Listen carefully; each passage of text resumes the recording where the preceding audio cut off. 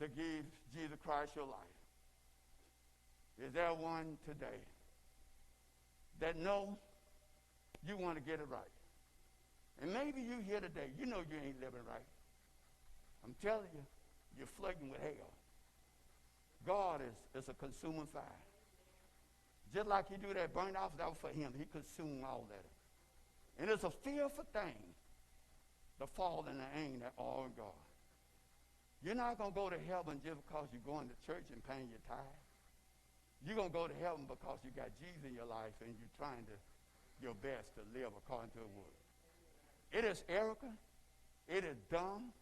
It is foolish to play God. Stop playing with God. You need to get real with God. Jesus can come back.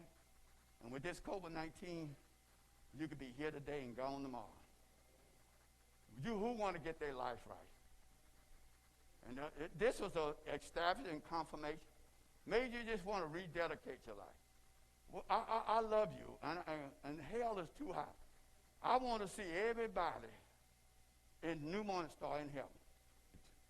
Bring you to it. I don't have a hell to send you to. I got the word of God that tells you how to get on. And if you're not going by, Jesus said, I'm the way, the truth, and the life. No man comes to the Father except by me. So if you're going a different way, and your life is still the same, you're still repeating, doing some of the same stuff you're doing, playing Russian roulette, you got to stop that stuff. You got to stop playing with God. God grace to protect you all this time. God mercy will protect you all this time. But I'm going to tell you right now, I'm prophesying.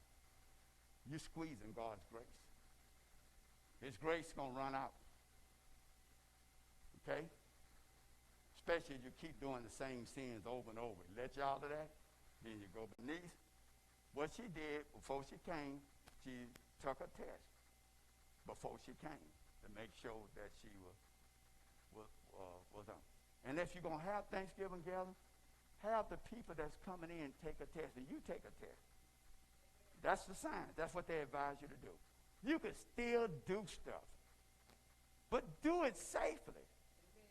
Don't kiss your brains goodbye. And then you'll have one Thanksgiving that you'll be sorry. Nobody want to give it. I know I don't want to give it to my mother. My grief will be complicated. If I give it, it won't be on purpose. It won't be because I did something stupid. Okay? So after that, I just wear my mask around her most times till we get in our place. But because she's the only one in our bubble. I'm going to say this because I'm doing my pastor now. If you got people in your bubble, make sure if you in somebody's bubble and they trust you, know what you in that way, make sure that you are not violating. Protect the people. That's how you develop a bubble. Because if you in my bubble and we good and we interact with you, but you go somewhere else and do something and then you come in my bubble, you're affecting everybody in that bubble. You follow what I'm saying? If you're in a bubble, stay in a bubble. And apply the mitigation in everywhere else. If you got certain people you pull your mask off with, stay in there. And if you agree to be in that bubble, don't you violate it. So, and know what that helped? I know it'll take a little time. Know what that helped? If you in my bubble, Janet, Rudy, if y'all in my bubble, then if you happen to get it on the job, Rudy, if you know, I ain't got to go and have sleepless night and get anxiety because we did something. Am I making sense to you? See, thank God when Joanna came out, I stayed 12 feet from her with her mask.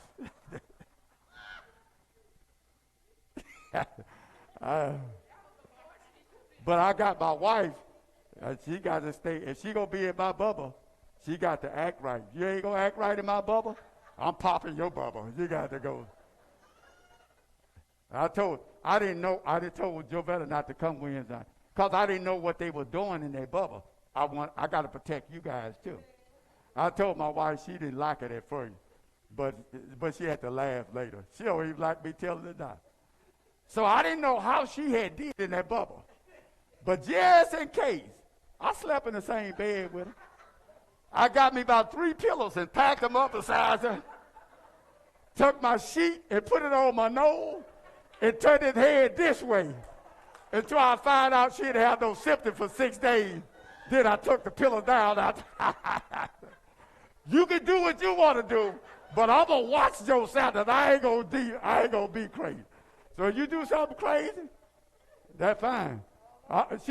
And my wife been real good. She knows she be around mommy, and what she do, she was going to get her. She haven't had her hair done in a while. Don't say. It look good. She look good.